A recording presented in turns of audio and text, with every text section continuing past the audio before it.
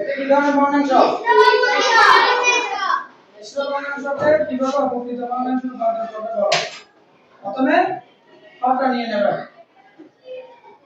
এটা একটা মিশ্র ভগ্নাংশ না? আমরা এটাকে কি বানাচ্ছি? অপকৃত ভগ্নাংশ বানাবো। প্রথমে হর নিয়ে ফেলবে, হর বদলাবে না, হর যত সেটা আবার উপরে লিখবে। তার সাথে কত গুণ করবে বলো তো? দুই বলবো না, পূর্ণ সংখ্যা গুণ করবে। পূর্ণ সংখ্যা যত থাকে, 2 থাকতে পারে, 3 থাকতে পারে, 4 থাকতে পারে, যত থাকে আর কি। পূর্ণ সংখ্যা যত থাকে সেটা কি করবে? গুণ। এবার যোগ করবে কি বলো তো? 7 মানে লব।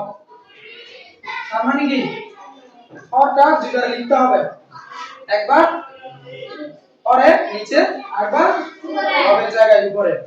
সেখানের সাথে আর কি করবে? পূর্ণ সংখ্যা গুণ করবে। আর যেটা লব থাকবে, মিশ্র ভগ্নাংশের লব যেটা আছে সেটা যোগ করবে। তাহলে এখানে হর এটাতে যত, এখানেও তত। কাজটা কিন্তু উপরে। কেমন? উপরে কি করবে আবার বলো, হরটাকে একবার লিখবে, তাহলে হর দুইবার লিখতে হচ্ছে না? মানে 10 যেটা আছে, হর যেটা সেটা একবার উপরে একবার নিচে। পূর্ণ সংখ্যা গুণ করবে আর লব যেটা আছে সেটা যোগ করবে। একটু দেখো এবার। 10 আর 10 গুণে কত? 20 যোগ 7 কত হলো? 27 ভাগের 27। এখন অপকৃত হয়েছে কিনা দেখো তো। আমরা জানি অপকৃত ভগ্নাংশ হলে লব কি হবে? হরের চেয়ে বড় হবে, হয়েছে?